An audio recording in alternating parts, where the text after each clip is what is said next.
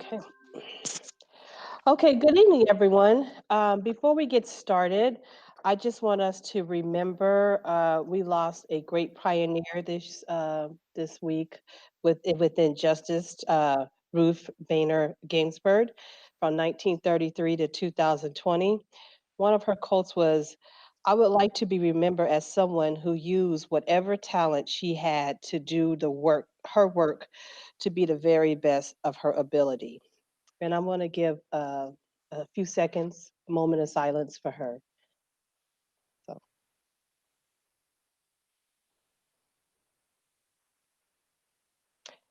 thank you, everyone. All right, my name is Burdetta Hodge. I'm the president of Tempe Union High School District Governing Board. Tempe Union is continuing to maintain social distancing for safety of our community. Board members and executive teams are participating in this meeting virtually. Our meeting is streamed live on our district YouTube channel. I call this study session to order. I welcome everyone. The time is now 4:01, and let the record show we have 4 board members attending virtually. Dr. Mendemel, will you please start us off?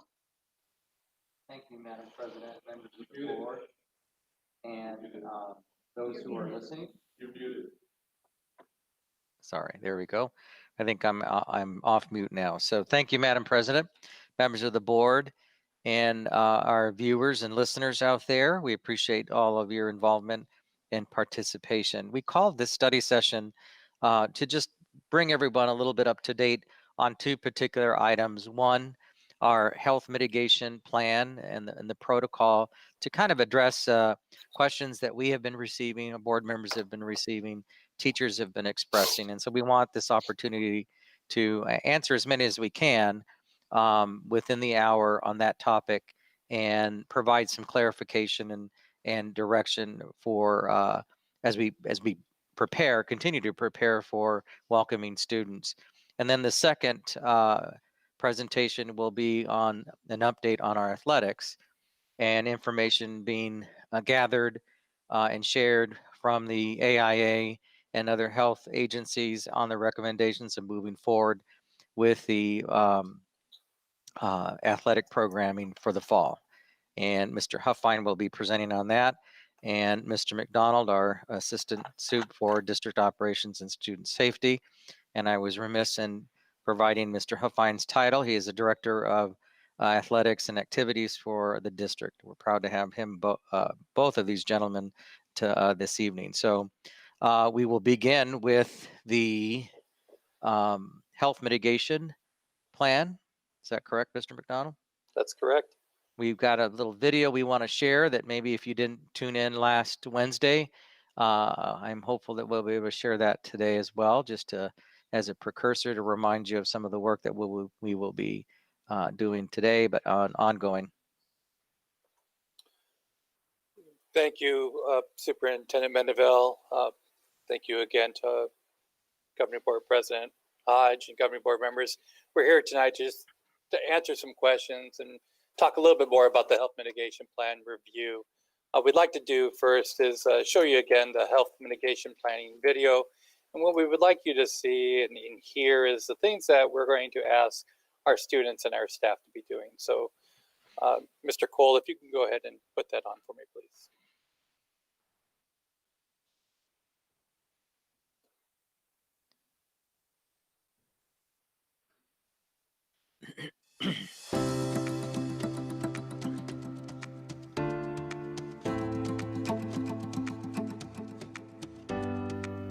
Hey Tempe Union, we're looking forward to welcoming you back to campus.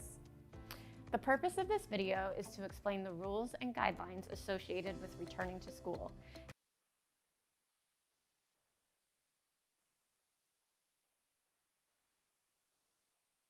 Mr. McDonald, you need to stop presenting so he can do it. I did stop presenting. Yeah, thank you.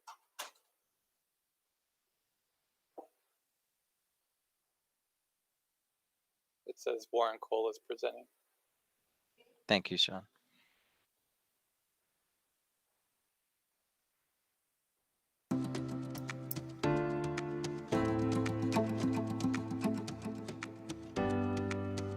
Tempe Union, we're looking forward to welcoming you back to campus. The purpose of this video is to explain the rules and guidelines associated with returning to school. It will give you an overview of important things you need to know. Health and safety starts with you, so remember, if you're not feeling well, stay home. When you do return to campus, we want you to know what to expect so that you feel comfortable and safe at all times. When you arrive on campus, you'll have your temperature taken. You'll also be asked to provide a yes or no response to 3 important health questions. Additional information will come from each school site regarding this process. Masks and social distancing will be required at all times on campus. That means in places like In the classroom, in the hallway, in the cafeteria, in the parking lot, outside, even in the bathroom. in the gym. Basically, anywhere on campus.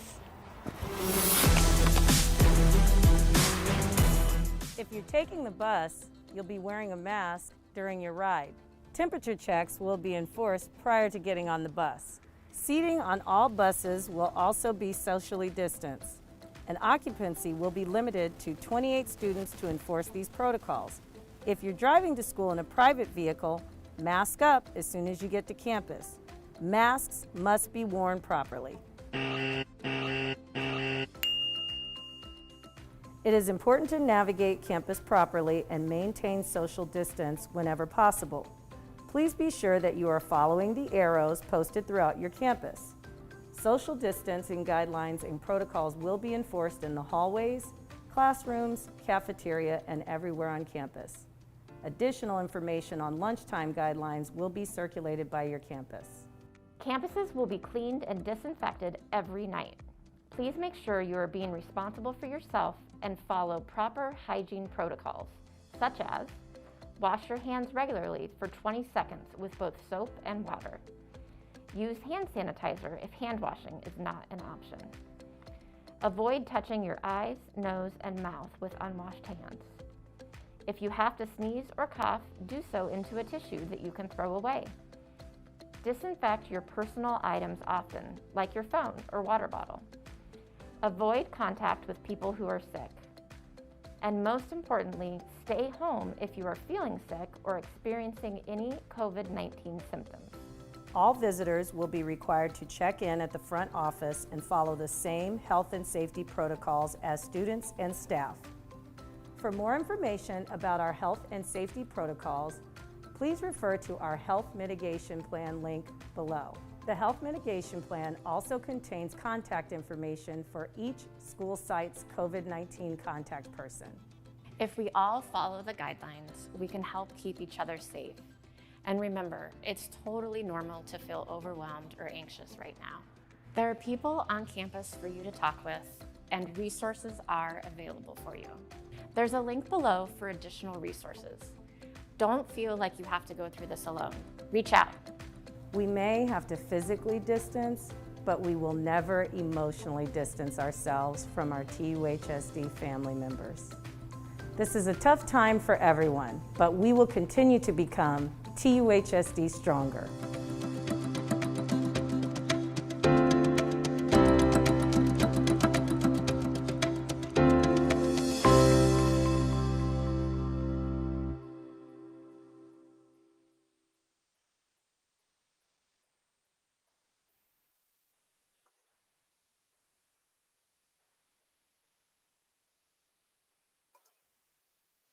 Thank you for that, Mr. Cole. What I really love about that video, especially with the A-rate actors and actresses that we have in that, it really does tell you what's going to happen on the campuses and where we are going to be.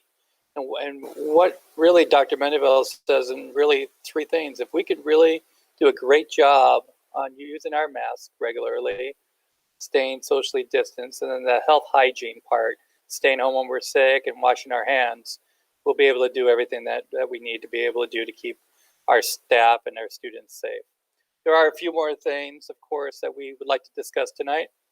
As we go a little bit further, we have an acknowledgement form, and I want to be clear that this is not a waiver form, but all members of the trust are required to go ahead and use this form. And really what this form does, it allows the parent to acknowledge what the district will be requiring and the parent's responsibilities are. And so just to touch a little bit on this, each parent will sign for the understanding of their responsibilities. Some of these responsibilities are passive screening. So at home, they're going to make sure that they look for symptoms, any of those symptoms, other, fever, chills, shortness of breath, different things of that nature. They'll also note that there will be an active screening at school. So we'll be asking about any type of symptoms, taking their temperature as well. We're going to really talk about health hygiene to the students and washing their hands. And of course, all students and staff need to be wearing a face covering throughout the day. There is a responsibility of the parent to notify the contact person if their child or children have come in contact with a person who has COVID. So those are some of the things, and really it is an acknowledgement and understanding, and that they will help us comply to the provisions and the requests that we've asked. When we talk about entry points and screening, we get into, we talked about passive screening already. So both our staff and students will check for symptoms at home, and if they're capable of taking their temperature, they would be doing that. When they get to school, a little more of the active screening will occur.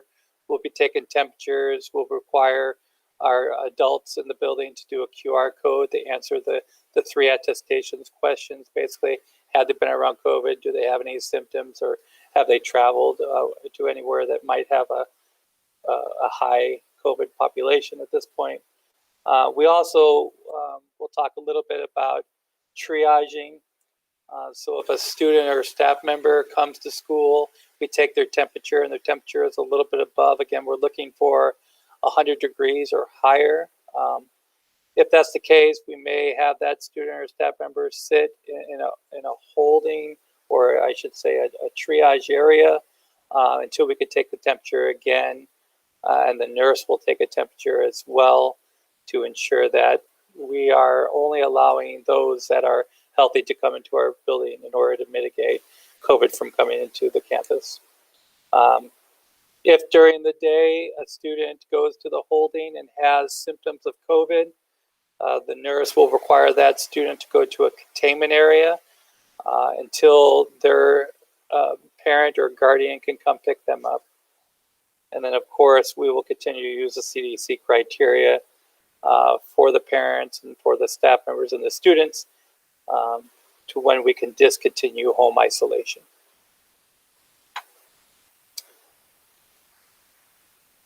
Of course, with this as well, we'll have to require some frequent cleaning and disinfection of those containment rooms and the holding areas.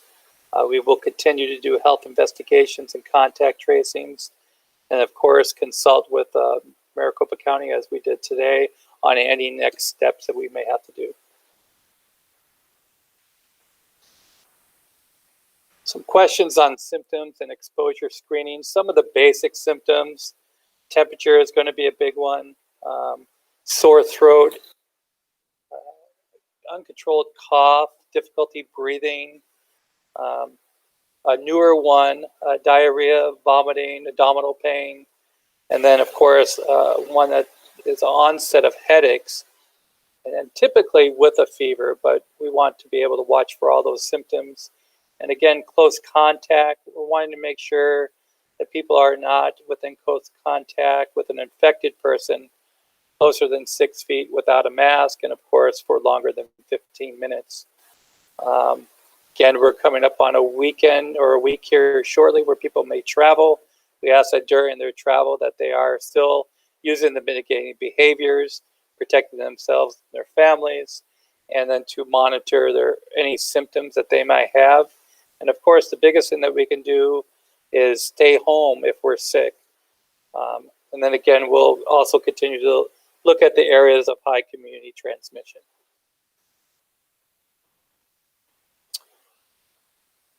Face coverings are going to be very important as well. My apologies to you. All staff and students are required to use the appropriate face coverings. At a minimum, face coverings need to be worn while they're waiting to enter the school building, of course, while on the school grounds and classroom, leaving school, and riding the bus. And these are mandatory requirements for all. If you're looking for a mask or the ones that you need to choose, the CDC says you should have a mask that has 2 or more layers of washable, breathable fabric. We want to make sure, we want to completely cover your nose and mouth. And then fit is also a big piece to this. It must fit snugly against the side of the faces, and they don't have gaps. I want to remind board members and the public too that the governor did, in his executive order, require school districts to have policy around the use of face coverings during a pandemic such as what we're experiencing today. That has been done. That is in our policy. And that's being also reflected in the expectations we have with our employees and with our students. Thank you, Dr. Minow, for that. Yes, the policy is required. Some of the masks that we, CDC and Tempe Union will not be able to, there are masks that are made of fabric that some are hard to breathe. So vinyl, things of that nature are going to be difficult for students to breathe. And because of that, they may have to pull that down. We're going to ask that they use just a cloth mask that have 2 or more layers to it. The CDC has said that the mask or face coverings with valves or vents, what this allows that to do is for the particulars to go outside, and we're really not, when we wear a mask, we're trying to support each other, and this actually allows that aerosol to go outside with the vents and valves. So we're asking not to use those. And then, of course, we ask not to use the N95 mask. That's for healthcare workers, and we rather them have them. So we do have plenty of face masks, cloth face masks here, and we would be happy to provide you or your student with one. Gaiters and face shields, still evaluation. CDC is doing evaluation ongoing about the effectiveness of gaiters. And so we are not going to use gaiters at this time. And then, of course, there's an evaluation on face mask, and we're requiring if you want to wear a face mask, if it is in conjunction with a face or face covering as well. So face shields can only be used with the face covering. As far as social distancing routes, of course, we are trying to maintain 6 feet or more physical distance when feasible. And as in the video you've seen, wherever we are, if feasible. Minimize movement of students and staff as much as possible, and we'll try to do that through routes and different directionals. Minimize interaction between large groups of students. And of course, we have lots of signage, direction signage, one-way areas, exits and entries, and then also barriers or plexiglass that allows other people to feel safe as well.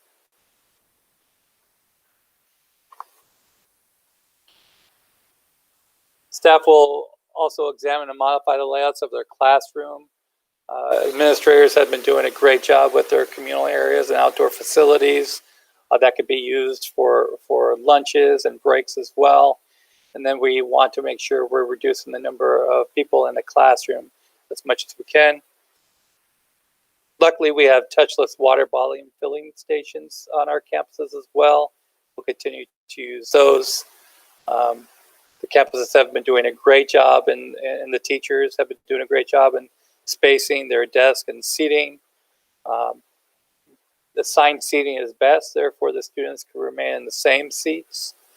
Orientation of desks is going to be important, and we ask that the desks are all facing in one direction. We really do not want students to be looking at each other. And then, of course, physical barriers if necessary. This is an example, and on the left you see Mountain Point, and they're tiled. They have a nice little walkway there in the maroon there. So that's a two-way hallway. About a 12-foot hallway, 6 feet on each side, which is very nice for direction. On the middle top, you see that's Corona del Sol's cafeteria, all spaced apart, 6 feet apart, same direction. Bottom middle is Marcos Diniz, an example of a classroom there. And this teacher set up their classrooms, and it looks normal, but what you'll see is that there's a little blue sticker or a little orange sticker on the desk. And from either class to class or day to day, that teacher will go ahead and flip back and forth. So first hour, they might use, students please use the blue desk, and those are all 6 feet socially distanced away, all facing in one direction. And then second hour, they might use the orange desk. And then on the right, we have Tempe High, and they did a double line, just like on the freeways. You don't cross double lines, and so they have, that's a little bit bigger of a hallway. And you can see that they'll have a two-way directional there as well. So health hygiene, I can't say this more. Students and parents and community members, staff, we need you to stay home when you're sick. And we know that teachers, we love coming to school and we want to be there and we don't want to miss out. But we really need to take care of ourselves. Staying at home is sick is the best thing we could do, not only for ourselves, but for others. We've got to reinforce the hand washing protocols and using hand sanitizer when necessary. Cover your coughs and sneezes. Throw away your tissues as soon as possible. And we'll be happy to continue to supply staff with resources that they may need. Transportation.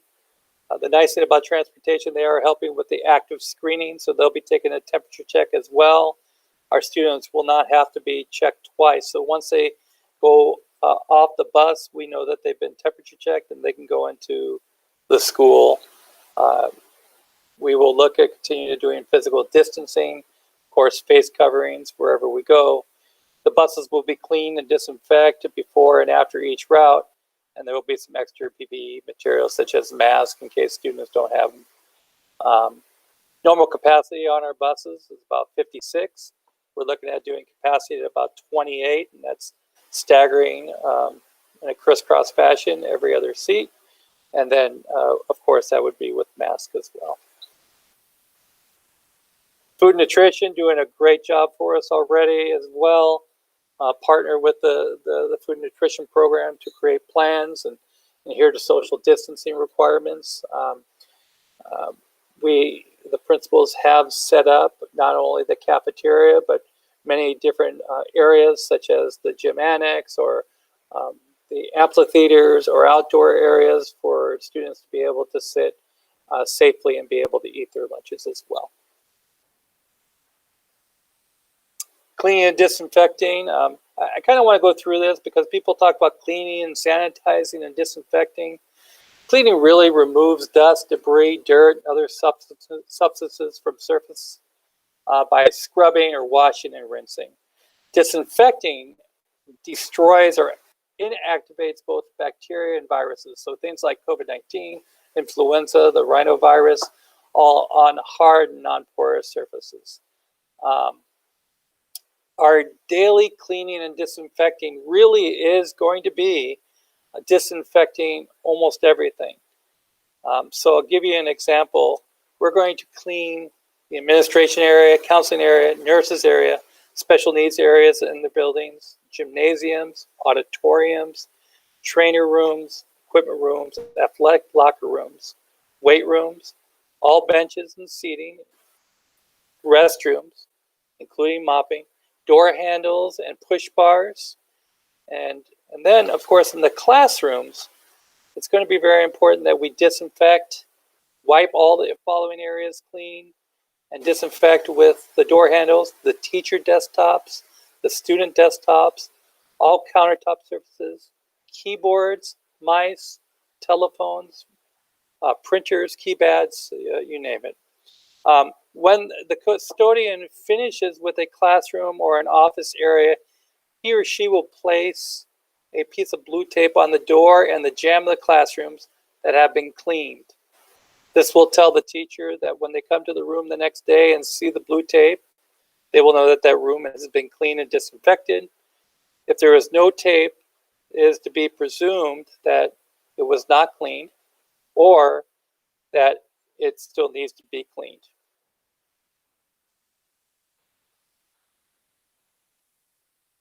This is a picture of what the teacher will come to, so they will know, and sometimes they'll put their initials on there so they know who and that their room is clean. Some of the weekly things that we need to talk about as far as the intensive cleaning. Every Wednesday, in addition to the daily cleaning and disinfecting we just spoke about, it is due to that enhanced cleaning procedure that we're doing every day. Some non-essential tasks may need some attention. So on Wednesdays, we will be dedicating that Wednesday to intensive cleaning of all areas that we just spoke of, but also we purchase tornado machines, which are misting machines that can clean an entire room and disinfect that room within 6 minutes. We're also going to do the complete dusting, the full vacuuming. Sometimes we're not doing the full vacuuming because of the disinfection process. Whiteboard cleaning, carpet spot cleaning, doors and windows, cabinet fronts, and cove bases.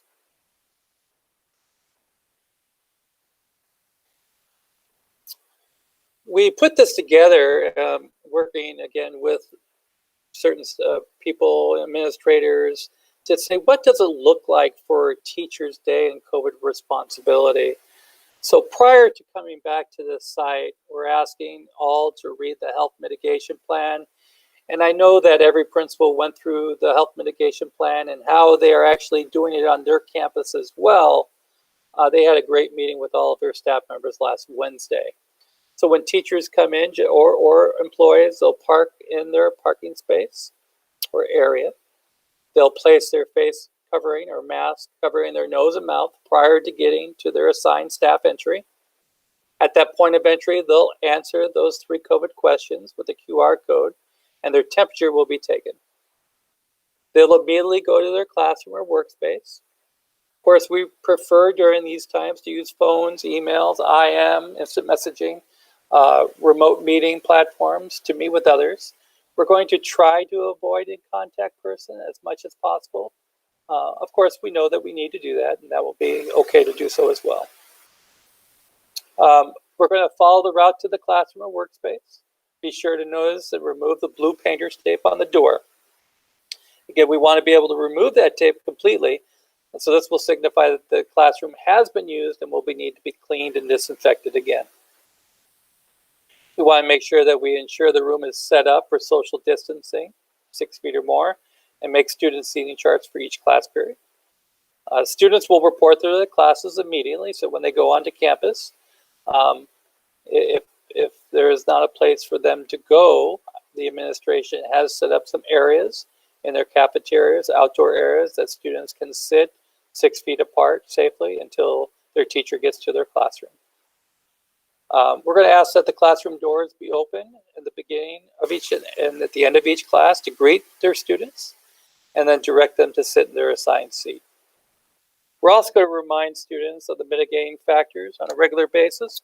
The teachers can do that for us. I know the administration will be making announcements as well. And then, of course, we're going to ask the teachers teach, and that's what they do best. And we really do appreciate all the hard work that's going in on the teaching process, and also thankful for teaching and learning for helping supporting them. So at the end of each class period prior to dismissal, we have a COVID cleaning bell or a chime that will sound. I was on campus today, heard the chime. It was actually pretty exciting, but that will tell the teacher and the students that it's time to clean and spray their desk and chair. The teacher will take, we're using a product called Benefect Decon 30, spray bottle and spray on the mist sitting on each desk. The nice thing about Benefect Decon 30, it was told to us by the CDC It is an organic material that is safe to use. It does not need to be wiped off or rinsed after application. If you spray on the mist setting and walk away, it will disinfect within 10 minutes. It actually sanitizes within 2 minutes. There are no human health warnings or precautionary statements for use of disposal of this product. PPE is not required to apply the product, making Benefit Decon an ideal choice for schools. And at the end of the day, we only ask that they please leave the spray bottle on the teacher desk, and maintenance will refill nightly. We have heard a little bit about the smell, and so if you like lemongrass and thyme, you might like this smell. Someone said it smelled like Thanksgiving, and some other people have said not so nice things about the smell. So we are always looking for alternatives in our cleaning products, making sure that first and foremost they're safe, that the trust is in favor of those products as well, CDC and Maricopa County. So we don't expect too many issues with these, but we have heard some things. And some people are their sense smell is maybe irritating, so we will look at a alternative for that. Students in the next class, therefore, after this process happens, are safe to sit in the same desk or chair, or as we spoke of, the teacher can alternate seats per class period. Teachers may eat lunch or in a designated area. Teachers did ask if they could eat lunch together, and we, again, the idea with this one is socially distant, not for a very long time, wearing their mask when possible. But the important part is socially distanced and that monitoring of no more than 15 minutes. Teachers may also eat lunch in designated areas around campus or things of that nature. At the end of each day, the teacher will spray every chair and desk of the classroom, and they'll just leave it, and they can leave for the day. While they are alone in their classroom, they may remove their face coverings or mask. Also, when outside of the classroom, we want to make sure that they follow the designated signs and routes and arrows, of course, wearing their face mask around campus until they get into their car or walk off the school site. Staff, of course, needs to get to their mailbox. We ask you to go ahead and maintain that and just use the mask and social distance. Copper rooms, we know that teachers may have electronic copies, or in some cases, there may be a need for paper copies for our students if necessary. We only ask that you please use a print shop as often as you can. If you must make copies, try to be socially distanced. Use hand sanitizer before and after for your hands, and disinfect. Use the wipes for the copy machine prior and after use. And then when we're passing out our papers to the students, we only ask that you use hand sanitizer before and after collecting. And we only ask that the teacher passes out those paper copies. And then we ask that they just drive home safely and know that, you know, teachers, we do appreciate each and every one of you, and we look forward to having a return back to school. I just wanted to do a little reminder of course, the state and the Arizona Department of Health Services. Again, scenarios. Currently, we're in scenario 3 in a virtual model, wanting to move into scenario 2 hybrid. And I would say at this point, looked at the metrics for today. Maricopa County is, again, going in the right direction. Also, excitedly, Tempe Union as well, though we are still in the red. If we go into the yellow one more week in the percentage of number of cases per 100,000, we'll actually be in the yellow starting next Thursday, ready to start with our students on the 13th. This is, again, the state and Arizona Department of Health's Continuum. Kind of wanted you to see the metrics here. When you look at scenario 3 virtual and having to move into scenario 2, we need to make sure that our cases are below 100 cases per 100,000. We need to make sure that's lower than 7% for percent positivity, and for COVID-like illnesses below 10%. The state will also say to get to scenario 2 hybrid to the traditional, they have made the metrics below 10% case per 100,000 or a 2-week decline in cases, percent positivity below 5%, and COVID-like illnesses below 5% for a 2-week period. We did get a chance to talk to Maricopa County doctor today who said that getting down to 10 cases per 100,000 is likely very long and may not be able to be seen until we get a vaccine. So Tempe Union, we shared this with this person as well. Tempe Union shows scenario 3 with 2 phases in scenario 2. Scenario 2, 2 days a week, and scenario 2, 4 days a week. And starting in scenario 2, 2 days a week, in order for us to get to 4 days a week, the metrics there will have to be below 25 cases per 100,000 for a 2-week period, below 5% positivity, and below 5% COVID-like illnesses, hospital visits. And then we can move into 4 days a week. Remember, we'd still be doing the mitigating behaviors, of course, wearing masks and socially distanced. And then once we get again to below 10% cases or 100,000 with less than 5%, less than 5%, then and only then we'll be able to get into a traditional setting without mitigating behaviors. At this point, I'll answer any questions and stop sharing.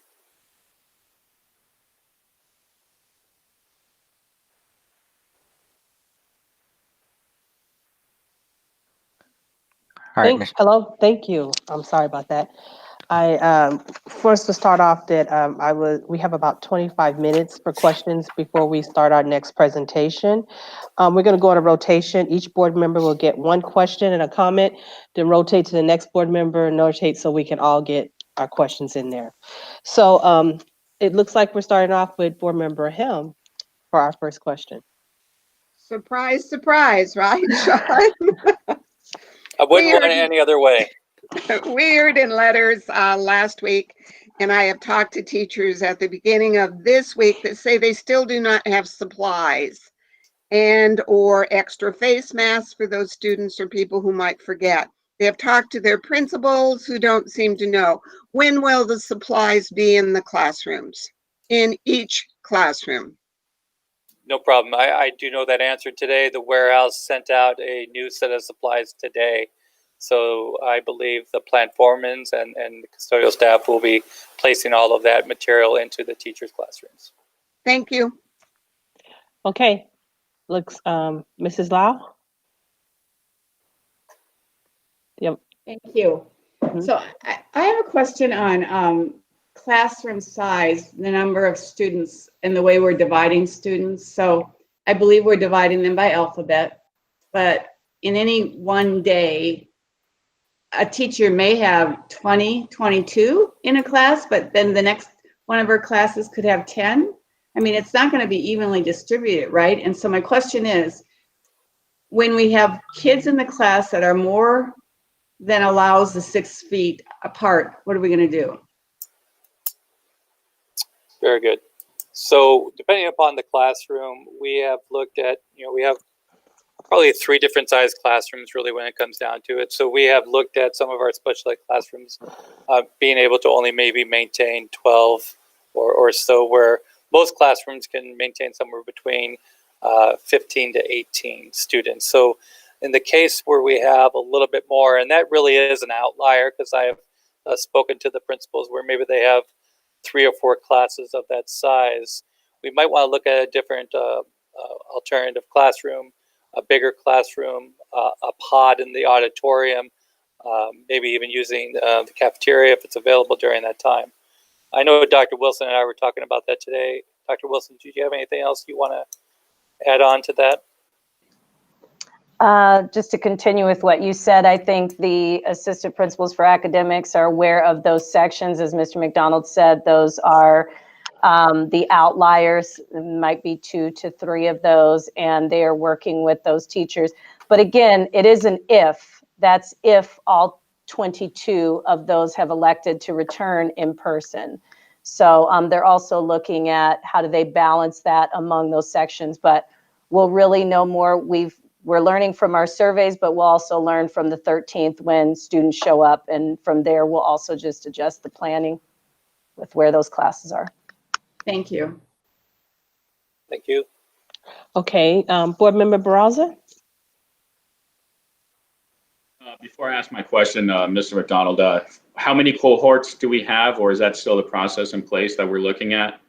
We're doing an A-B cohort 2 days a week, Mr. Barraza. You said an A A-B. group and a B group? Yes, Okay, one question I have pertaining to that more or less is, since the last meeting, I got some really good emails from students talking about the virtual process. My take from what they're telling me is that they would very much like to work with the district in a way that they can stay out of virtual in some aspect. Is there an ability to work with teachers? And, we can talk about the student, feedback, but is there a way in scenario 2, we have a 2-day and a 4-day. Is there any way to do cohorts in 1 day? I know I asked that last meeting, but I'm still looking at it. I'm thinking, could we do a cohort A on Monday and, cohort B on Thursday, if it comes down to a scenario that we can at least have some ability in which the staff feels safe, the numbers look good, and the students can continue. It's just going to be a hard fall. So they have some very good valid points about virtual. And is there a way we can look at that? Mr. Andres, thank you for the question. I think there's always options to look at. We are looking at everything possible. The hard part about that goes back to Mrs. Helm's question is, on those days, we're planning for students who are coming back face to face. And then when we don't know, or students plan on dropping in on the day that works for them, then we may have an overage of those classrooms, and then it would create an issue for social distancing. So we have to be very careful for that as well.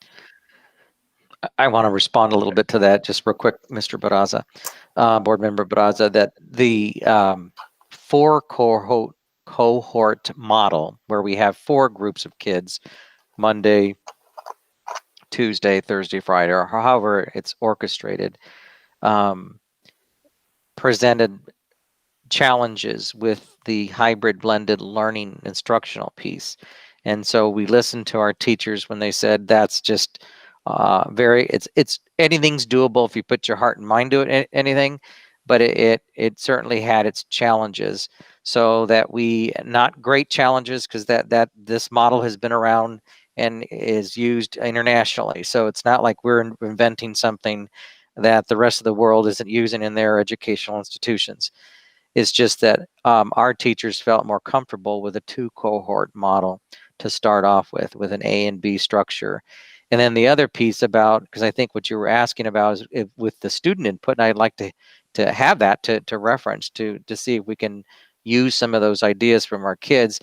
Part of what and I'm off topic because we're actually getting into the blended learning model, and that's not on our agenda today, but I'm going to just say it in this manner, that the flexibility that our teachers will have within the time frame, having those 2 cohorts, they will have that opportunity to have an asynchronous experience for the kids at home who are choosing virtual for that day, and then the attention and specific time spent with the kids in their presence is going to be the focus.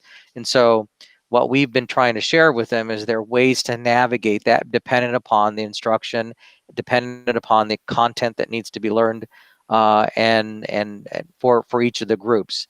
Does that make sense? So the teachers are learning how to best navigate that particular day. If it's going to be all my time is going to be with my 20 kids that are in the class, and the kids at home, that maybe the 10 that are at home or 5 that are at home, have an assignment that's parallel to what they're getting and then they flip-flop the next time. So then the kids who would be there for Thursday and Friday would get that level of attention. So we're working on all that format, and we're gonna be presenting a little bit more of that, because I've gotten emails from our teachers around that. How can we kind of get it, but we want to see that through. So we want to be able to because it is very, very doable. But I think I know our teachers, they're wonderful.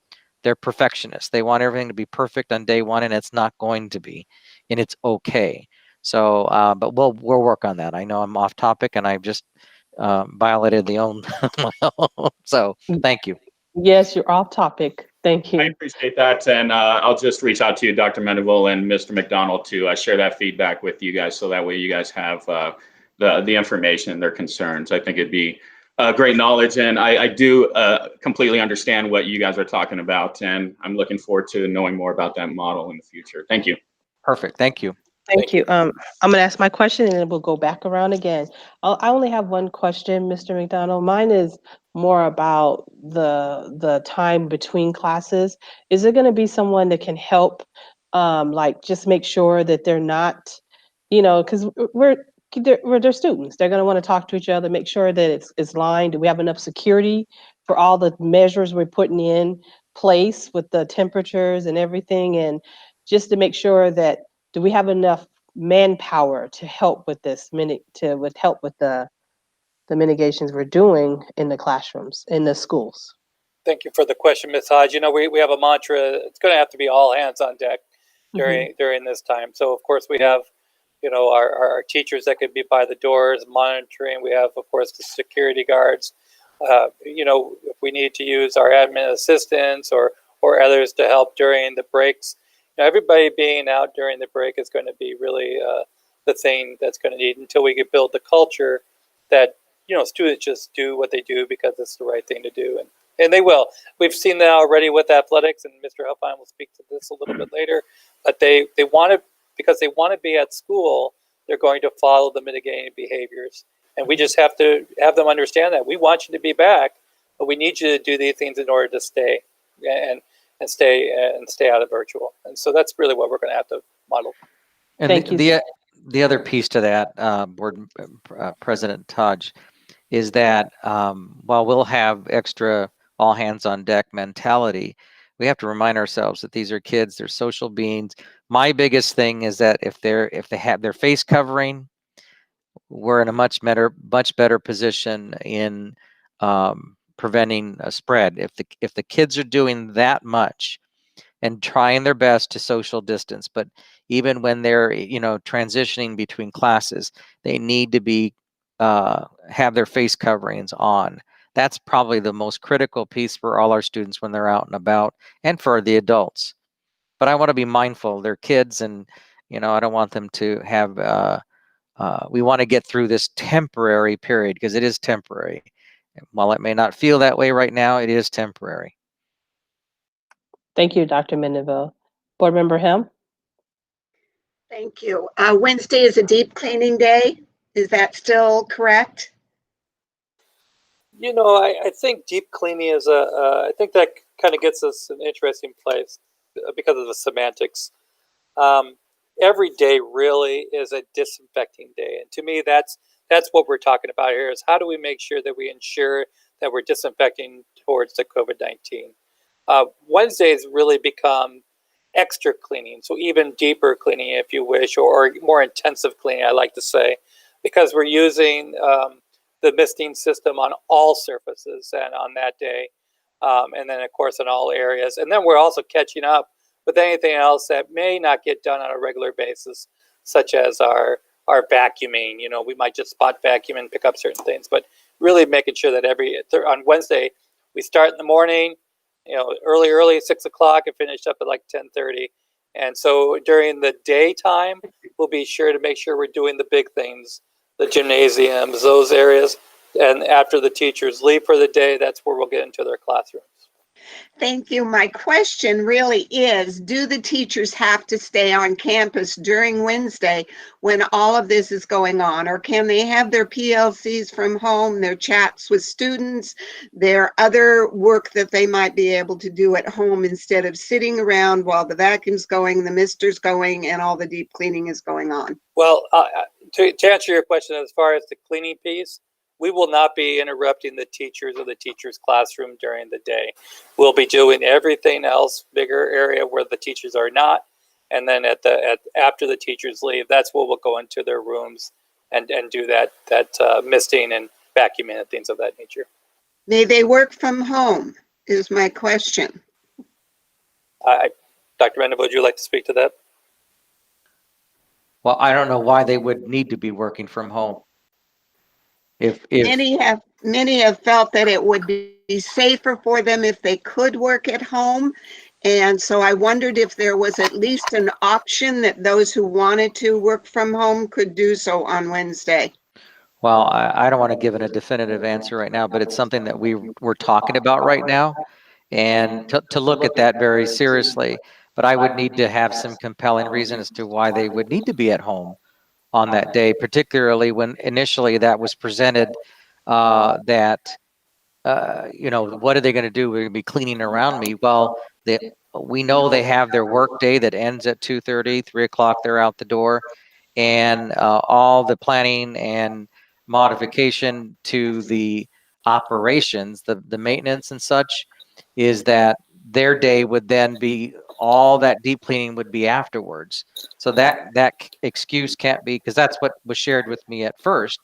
And I said, well, no, we got to honor your work day. There's a lot of work there's a lot of stuff that can be done while they're at school. The PLCs, they have most of their resources there. There's an issue around safety. Well, I don't know, because the kids aren't going to be there. They're probably safer that day because students won't be there. So I would need another compelling reason to understand why it would be necessary or even an option for them to be at home that day with their planning. I don't see the logic behind that yet. So I'm sure I will get some logic after this. I'm sure you will. Thank you. All right. Thank you, Board Member Helm. Board Member Lau. Yeah, I have a question. For our students, they'll be so happy to be back together. Would you remind me what happens at lunch? Do they have any opportunity during the course of the day to see a buddy to maybe share a meal with? So it's not so much like, and I understand the reason for all this, but it sounds like a little bit like prison when you're going down the halls and you can't talk, and I get it. But is there a time during lunch or something where our kids can have a little bit of a reprieve with being careful with masks? Yeah, of course. There is time, and we don't want it to be like a prison, for sure. They need to remain socially distant. We know that's going to be the case. If you can't wear a mask, you got to be socially distant. So, but the chairs are set up where they can talk and do those things. So they might be 6 feet apart. It won't be shoulder to shoulder. We did set up different areas like the amphitheaters or outside areas, or even some people have done the small gymnasiums and putting chairs in like that. But for us to see what lunch was like before, where they're facing each other and they're close, probably not. So are they going to grab lunch and then they can go someplace, their choice where to sit? Their choice, yes, ma'am. Okay. Thanks. Yeah, I don't want to have the impression that they are going to have some flexibility to some degree. They are not in prison; they're at school. And you're right, Miss. I understand it's not. I shouldn't have used that word. Well, no. But I want our kids to know, our students to know that they're going to want to see their friends, and they'll be good as long as they're masked. And when they're eating, they take it off, and all of the good things that we do normally. So I'm confident in our kids. Thank you. Thank you, Mrs. Lau. Board Member Barraza. Yes, Mr. McDonald, going back to the theme of feedback, in terms of we're in the first week of, really the teachers coming back and assessing their classrooms and so forth. Can you run through kind of how that's going just really quickly, and how they process or how they can process feedback? Sure. Sorry, I adopted a dog and he's wanting to go play right now. So no worries. I have 4 of those furry friends myself. So I think what the principals have been doing has been great. So even last week when they did the health mitigation meetings, they then did a doc where they were able to ask questions. And then they shared those doc of questions with me as well. So then we were able to work together in answering those questions for the teachers. That's really a great way to have that communication. Everybody also knows they could always reach out to me, and I'll go ahead and reach back out to them if if not. But again, their principals and their assistant principals are very knowledgeable about what is going on with the health mitigation plan. It is site specific, excuse me, and we'll continue to help communicate or help support any concerns or questions that they'll have. I will tell you that a lot of the questions that I've gotten, Board Member Baraza, kind of in tune with that is that, and Michelle Hell mentioned that, do we have the supplies, and we want to be mindful of making sure those supplies are out there and prepared for October 13th. If we get them out there too soon, we don't want them to, we just need to make sure that they're safe and that kind of thing. But the other thing is that when we talk about cleaning, what does that mean? Because we initially used the word deep cleaning, and that probably was not the right thing to do, but the intention was you get those surfaces and you do maybe a more intense kind of cleaning, and then what does that look like? All those questions have been answered to my knowledge. How long do you have to leave it on there? Because initially the questions came around, do you put the sprayer on spray or mist or what? And so those were good questions, logical questions. And so I think as we get those from teachers, we're answering them to the best of our knowledge, and we'll continue to get them because, again, none of us have experienced this. So we're all going through this together. And again, as I talk to my colleagues in other districts, I think we're doing a very comprehensive approach to, as we look forward to receiving our students. Thank you. I'm gonna to do the time. I'm gonna give my time to Board Member Helm, so she can answer a question. I feel we should add a little extra time because Dr. Mendeville talked so long there at the beginning. I'm back to the lunch period, Sean. In order to be a little safer, the plan that was presented today was very vague. Will there be more lunches so fewer students are going to be out? I mean, might there be 4 or even 5 lunches? And then also, if a cafeteria worker who serves lunch comes down with COVID, will the cafeteria be closed? Well, let's start with your first question. So there are some more lunch periods at certain campuses, Ms. Helms. So your bigger campuses will have lunch periods. I do know that Marcos Danita added a lunch period this year as well to help support that amount. When we're looking at what potentially from our first survey, how many students will come, when you look at Desert Vista, probably look at about 400, 450 students at a lunch period. We have set up that area and many other areas in that campus for them to be able to support all of their students being socially distanced and eating lunch during that time. So we feel actually very good. I'd like to give that up to Mr. Degden and Mr. Snyder and Mr. Eubanks for doing a really good job with that. And every other campus as well has done the same thing. So I have walked every campus at this point, feel good about what I saw and the process and the mapping that has gone out. Very intensive work, but very good work. Second question?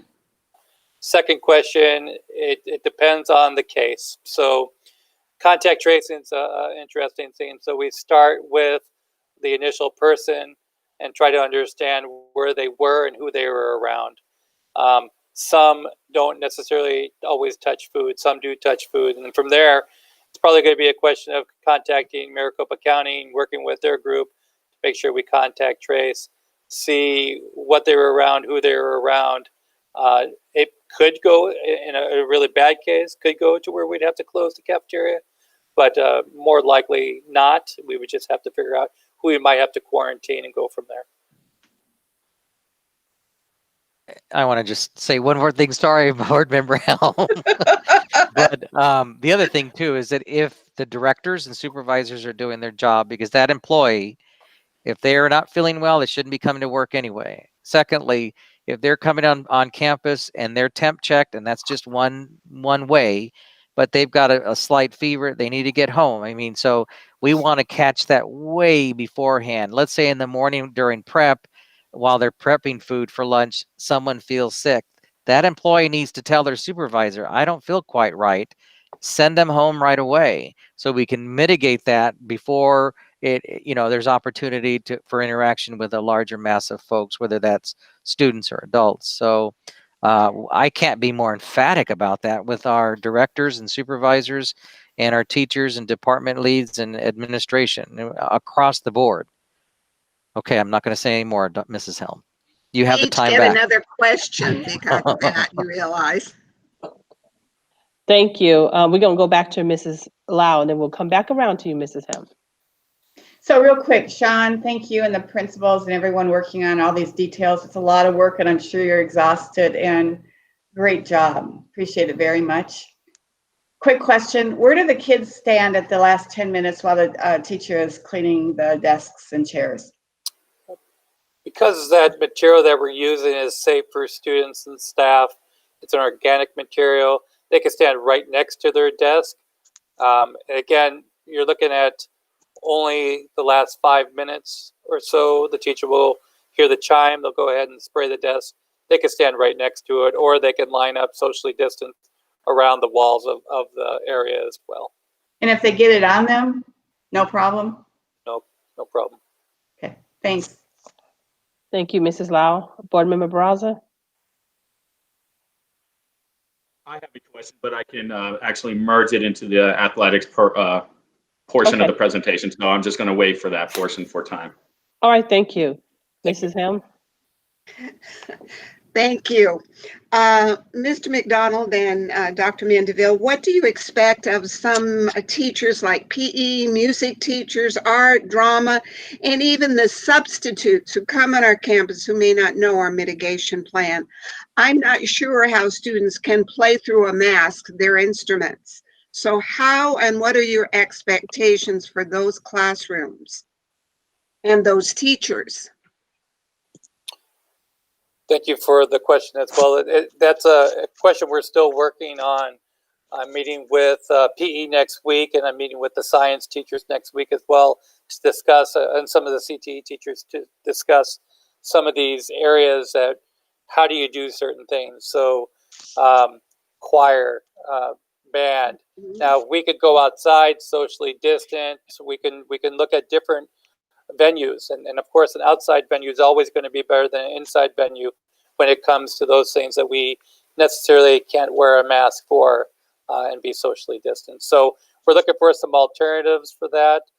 PE, again, being able to, when we come back, God willing, it's cooler out, and we hope that to be the case, but looking for outside venues that will help support their needs, or bigger venues. When you think about a band room, very large rooms in some cases, but the amount of students that we might have coming in will be able to socially distance them as well. So we need to work with each individual program to help support them, but we're already in the middle of doing that. So we feel pretty good about that right now. I want to add to that, surprisingly, Mrs. Helm. I have a meeting. Okay, Dr. Mandeville, we still got to get to the next part of it. We have all night. We can go all night. It's not because I talk too much at this meeting. You're right. It's not me. But I just want to say one thing on that. I have a meeting next Tuesday with Josh Ty, the director of their band at Desert Vista, and he kind of represents all of the band directors, and I know that's going to be part of what he wants talked about. So we're right on it. I mean, and I'm sure because he's so doggone creative, and all of them are, they're geniuses, all of them, and they'll give me some ideas, and then they're going to let me know what they need to make it happen. I'm certain of that. So I'm looking forward to that meeting. We already know that they're working in sections as well, so that's been a really good opportunity. Smaller sections, smaller groups, and we're able to work within that. I have 2 more questions. Okay, well, you know what? I'm going to ask the other board members. Board Member Barraza already said he can do it. Do you have any more questions, Mrs. Lau? All right, Mrs. Helm, we're going to give your last 2 questions, but keep in mind that we do have a whole nother hour to do the next presentation. He needs to get going on it. So we're going to stay all night, Mrs. Hodge. Yes, this is a study session. There's no parameters to that. Okay. This was asked. Bandwidth. This really isn't under health mitigation, but do we have at each of our sites enough bandwidth for every student to come in with their computer? I'll let Mrs. Muehlman speak to that if you'd like. Thank you.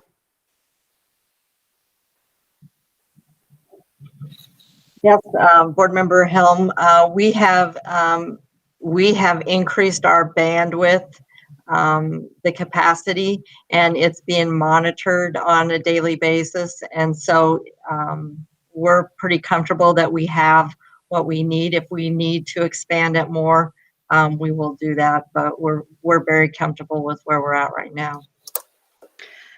And my last question has been asked before. I noticed from yesterday, I haven't seen any numbers from today, but from yesterday, Tempe High and McClintock were still in the red. If they are in the red as we head into fall break, are we still intending to open all of our schools? Well, I have some good news, Jay.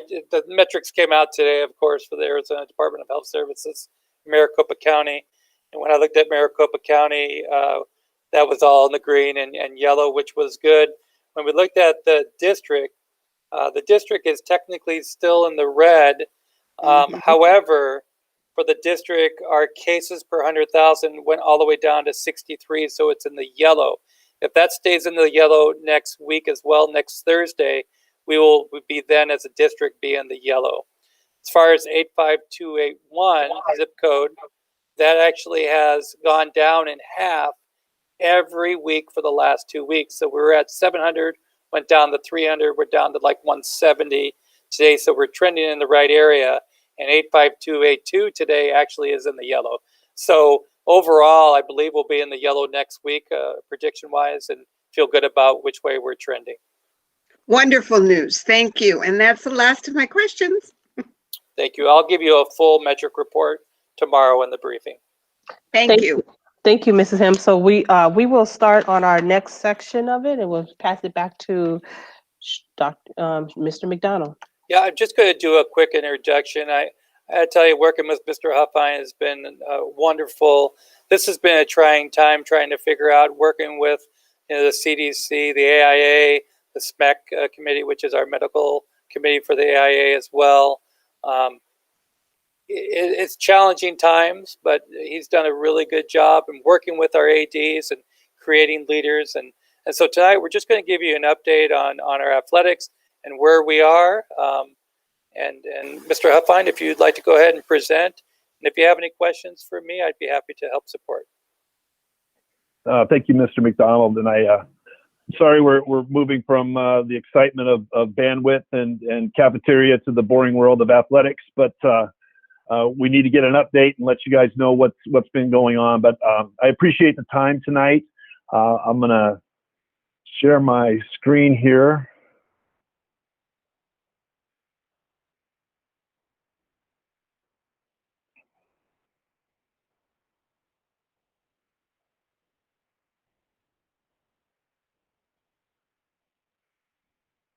Is everybody able to see this? Thank you, Dave. Yes. Okay. So I'm going to begin by giving a little bit of the background of where we've been and a little bit of the history. A lot of it has been similar to what we talked about in the board meeting from August 19th.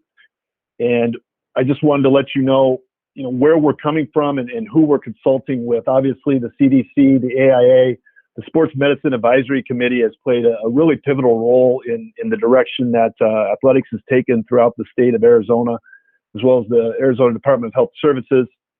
And then we have really excellent community experts from Dr. Overland, who is our primary sports physician for the district and for our schools, along with Steve Baca, who's the head athletic trainer from Desert Vista, and Josh Hayes, who's the program director for Banner Therapy, as well as utilizing the mitigation plan for the district that Mr. McDonald just went over.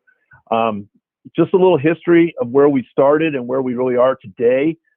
We started out in phases, and this was really coming from the National Federation of High Schools, along with the CDC and the Sports Medicine Advisory Committee.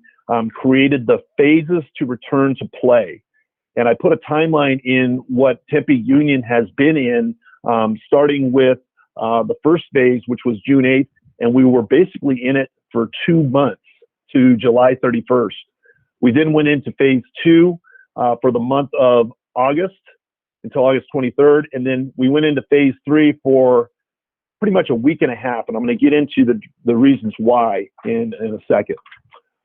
If you remember, phase 1 was the mandatory temperature screening and the health question that we were giving to the students. This was the first introduction to our protocols in order to mitigate the spread. We were dividing the students really into very small groups of 10. They weren't doing anything in terms of their athletic skill sets. They were really just working on their conditioning levels. We were requiring masks at all times from the coaches and the students. Absolutely no contact drills. They were asked to bring their 2 gallons of water to the school. We then went into phase 2, which was for about 3 weeks in the month of August, and we increased our maximum number of students within the group to 50. And from that, we could cohort it into smaller groups of 4, no more than 4. And a lot of that had to do with the fact that we were going into the weight room for the first time in the summer, and we were asking for those small groups to stay with each other. We were still requiring masks to be used at all times, and we were not using any more additional equipment other than that. A lot of it had to do when we went into the weight room with a lot of body weight stuff, but it was still a progressive type of conditioning levels that we were utilizing with our students. In the early part of August, the AIA then came out with their sports timeline of when athletics were going to start, from the first practice to the first competitions for all of the fall sports. Golf was the first to start on August 17th.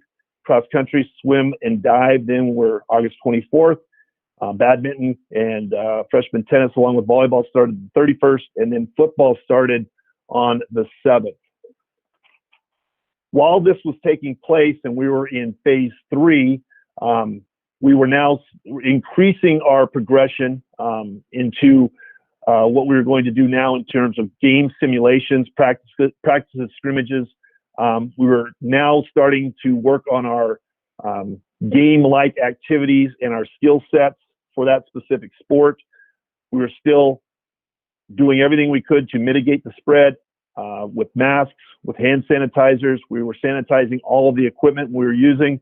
And at this point in time, on September 2nd, the Sports Medicine Advisory Committee met and recommended to the AIA a new set of guidelines for returning to play.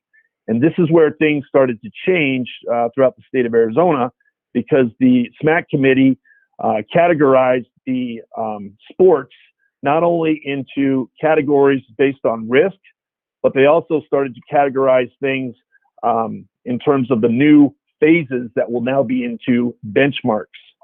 They categorized the sports, as you can see, from minimal, moderate, and high, football being a high-risk sport.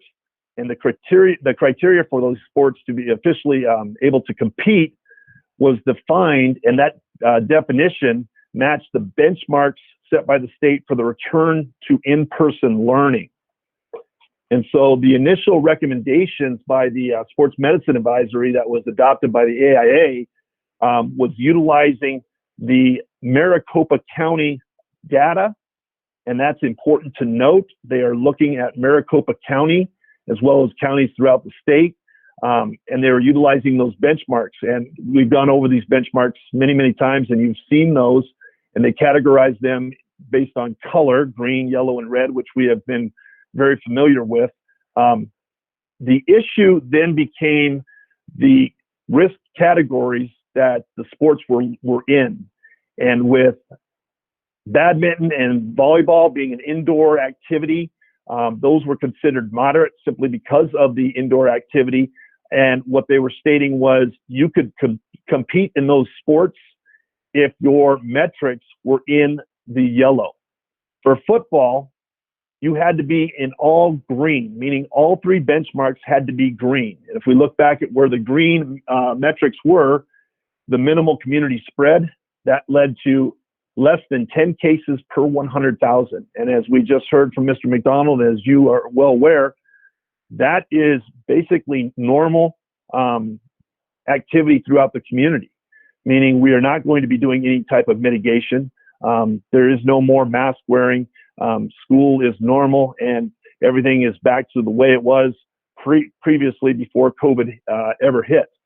There was a lot of review of that benchmark and guideline adoption. And basically there was a lot of uproar throughout the state. And there was a lot of backlash. And they basically were looking and saying that the SMAC committee didn't do a good enough job in terms of their reviewing of the benchmarks. They just basically matched the benchmarks with what the state was asking to be done. I'm not a part of the SMAC committee. I'm not quite sure what exactly took place within the committee, but they then went back and reviewed the guidelines that were set and realized that it was pretty stringent. I think one of the things that David Hines, the director of the AIA, has stated over and over again was that we were fortunate enough that there were many states that had been playing sports already. If you look up to the north where Utah is going into their 7th week of varsity football games tomorrow. And across the country, they were looking at these benchmarks, and they were looking at, were there spread of COVID within these high schools, within these communities where sports were being played? And they realized that there really wasn't as much as they might have thought previously. With that said, they met again on September 17th. And when they met, they reviewed the metrics and revised the benchmarks. And they came with the new guidelines of this minimal spread, which would be in green, of less than 75 cases per 100,000. So quite a jump in numbers. And with that said, they now were able to then put the metric thresholds by county, which was of last week. And as you can see, almost every county within the state of Arizona meets the criteria to not only practice, but also to compete. So within the state of Arizona, according to the AIA and according to the Sports Medicine Advisory Committee, the county of Maricopa was allowed to participate in not only football, but every other sport within the fall sports grouping. So what exactly are we doing here at Tempe Union in order to what's it looking like for our sports, our competitive games within our programs? And what are we doing in order to protect the safety and welfare of the participants of not only our kids, but also the kids that would be coming to our campuses? And that's what I'm going to get into just at the moment right now with our game day procedures and what it's going to look like when we have a game and what it's going to look like at our schools. The first thing we're going to be doing is we're going to be obviously screening our own programs. And this is very similar to what we started out doing on June 1st, where we're doing mandatory temperature screenings and the health attestation forms, asking questions about how they feel. We are asking coaches and the student athletes to constantly wear masks, not only during activities, but in between the facilities, entering and exiting campuses. And this is something that they have become very, very accustomed to. We have a very good setup in terms of not only are they getting temperature screened, but we have the QR codes that are going directly to the trainers, and that data is going directly to Dr. Oberlin and our medical team at Banner Health. And I have weekly meetings at the end of each week with those medical teams, and we consult and look at the data each and every week, and we go over to make sure what is going on each and every campus. And we want to be very, very thorough in terms of what is happening. When it comes to visiting teams coming into our facilities, we are going to do very much the same thing. We are going to have the athletic directors send out a COVID monitoring form, which is this right here, to each and every coach of every team that's coming onto campus. They are going to complete the roster. They're going to go through all of the checks for each participant that's coming onto our campus. They will do a temperature check, and they will not be allowed to have any student athlete that is not feeling well come to our campus. We are also, upon their arrival, going to do a temperature check either by our site security or by the administrator who meets with that team. And we will then give that information over to our head trainer at each site. With that said, what we are going to be doing with our facilities is that we are going to clean and disinfect the facility prior to and after every contest, which includes benches, chairs, seating within the stadiums or the gyms. We're going to do the locker rooms, lobbies, anywhere and everywhere that any person came in contact. We're going to have hand sanitizer available, and we are going to require masks to be worn by coaches and staff at all times. This is also an AIA requirement. In fact, the AIA is going to be sending out officials at contests, and that's going to be one of their number one targets, is that they're looking to look for coaches and people that are on the bench to make sure that they always have masks on, because that's going to be a mandatory requirement through not only the AIA, but it's also, for our schools and our mitigation plan as well. Masks are going to be worn by athletes that are not active, although those that are active will be allowed to wear those if they so choose. Attendance by spectators is going to be mandatory that they wear masks as well as social distancing. And we have signage up around our campuses, as well as when they are getting temperature checked, which they will upon arrival, they are going to be reminded. I've had the benefit of going to our volleyball games over the last couple nights at 3 of our sites, and I was very, very pleased with the PA announcer constantly reminding everyone to social distance, constantly reminding them that they need to follow the mitigation plans that are in place. And it's been very, very, very, very good throughout the last couple of days. Everybody had been wearing masks. The gyms have been set up by the athletic directors and their team to label areas where they can sit and where they can't. The kids have been outstanding in terms of wearing masks when they were not playing. Some were wearing masks when they played. And it was very, very smooth in terms of the operation that was done by our schools and by our staff. Within our facilities, we're also going to be cleaning the locker rooms, but also we're going to make sure that the locker rooms are not going to be allowed for the opposing team, except for restroom use only. We're going to ask the opposing team to be ready to play when they arrive by wearing their uniforms, because we're not going to let them change when they arrive. And that's pretty much standard throughout the state. Most districts and most conferences are basically telling the other schools, please arrive ready to go. If you are going to bring any items, please bring a travel bag and have those items right next to your chair, or have it marked on the sideline so that you can go to it quickly, and you are not to utilize anyone else's towel or anyone else's water. Same thing with the sidelines and the benches, only restricted to players, coaches, and trainers, and that the water is going to be labeled, and staff members that are going to be at watering stations must wear gloves and masks. For some of our gyms, they have touchless water available in the lobby, so we don't have to put out water available to the opposing team, and we will make sure that they are aware that no water will be available on the sidelines or the bench. They can then use the touchless water.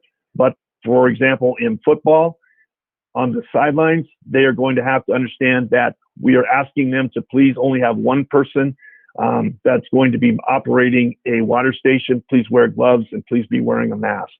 But we are not going to have anyone that's going to be manning that watering station for an opposing team. Some of the mitigating procedures that we are also doing in terms of the modifications of our teams is the pregame and postgame, no more handshakes, high fives, fist bumps. That's been so common that it seems like we're taking the fun out of the game. But I think everybody understands what we're trying to do.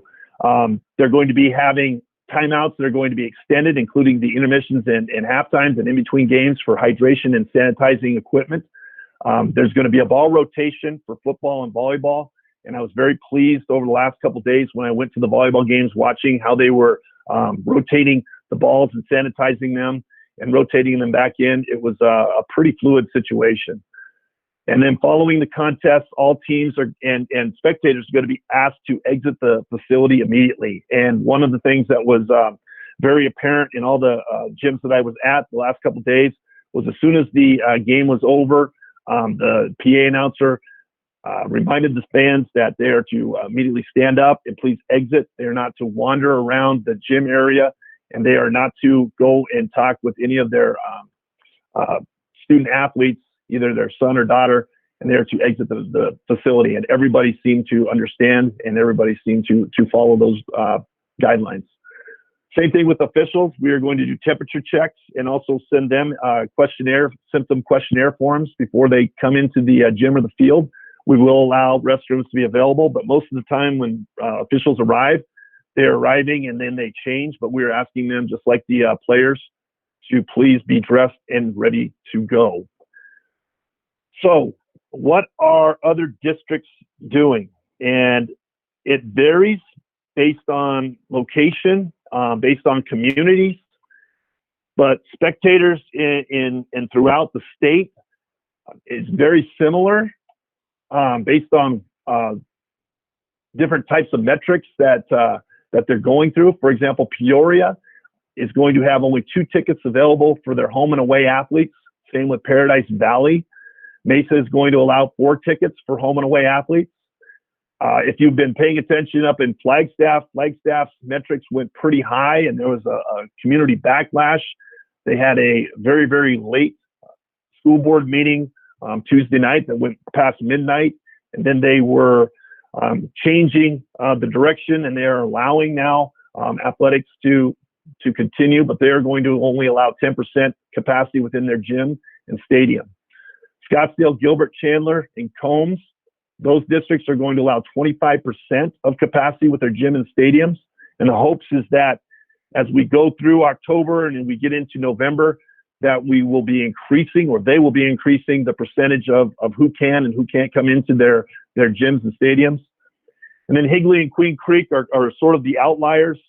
They are allowing 100% into their facilities. And like I said, it really is just dependent on the community and what the community is asking for from their schools and from their district. So the Tempe Union is that we are going to be doing some modifications, but most of the modifications are going to be very similar to what the AIA has issued through their fall sports modification plan. And that's the link that you can check on. Most of the fall sports modifications, and those modifications are mandated. Those are things that are not guidelines. They are going to be done that are not going to be, there's going to be no wiggle room. And most of those modifications are things that we are doing anyway. But you can click on that and you can look at it for yourself. It's about 18 pages long with each of the fall sports. And each of the fall sports are about 3 to 4 pages each.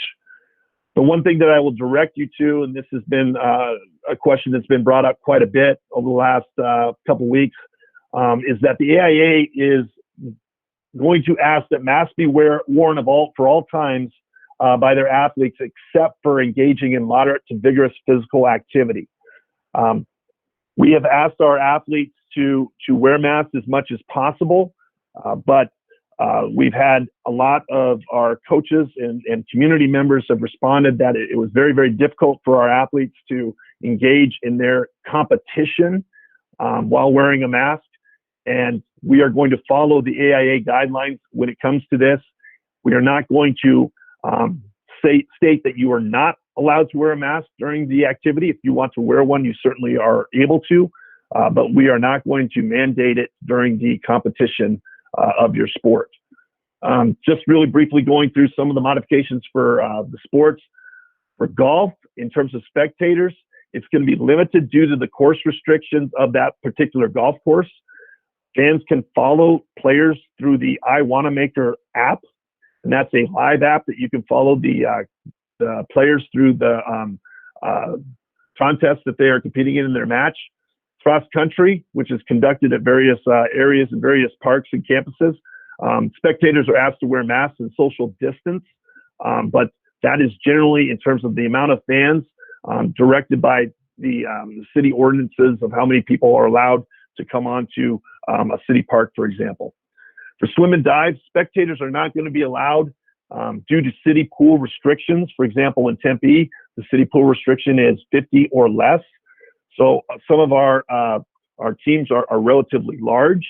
And so it's going to be very, very difficult when you have timers and when you have coaches to have any type of spectators. So we're not going to allow any spectators at this time. And almost every single swim meet is going to be conducted virtually. So basically the swim team is going to swim. They are going to get timed in their event, and whatever team they are competing against, they will basically compare times, and those times are then going to be, determining the winner. You're not going to be swimming next to an opponent from another school in the pool at this time. We hope, based on numbers, that when we get to the state event, that maybe they can possibly have state events with opponents. They're just not quite sure yet, just because of the nature of where we're at with community spread and the metrics.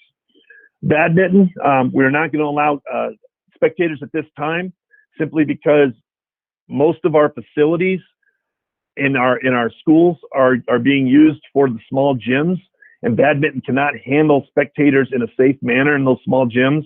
That is consistent with our health mitigation plan, allowing for social distancing. So we want to be consistent across the board for all of our schools, and therefore we're not going to allow spectators for badminton.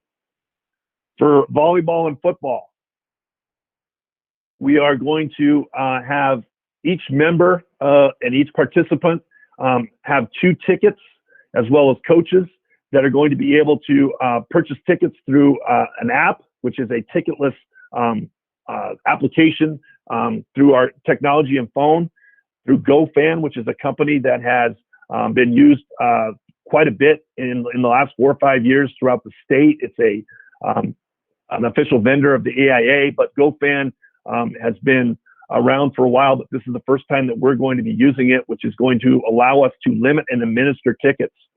So when you ask how are we able to purchase tickets, if it's going to be ticketless, they're going to be able to purchase it prior to the game, and then we have the ability to limit which participants through ID numbers are going to be able to get those tickets, and we can purchase it prior to the game. And it's going to be the same with football. Visiting cheer is only going to be allowed for football games at varsity games. We ask them to become fully dressed, and opponents' marching bands is not going to be allowed to attend. And that is very consistent throughout the state.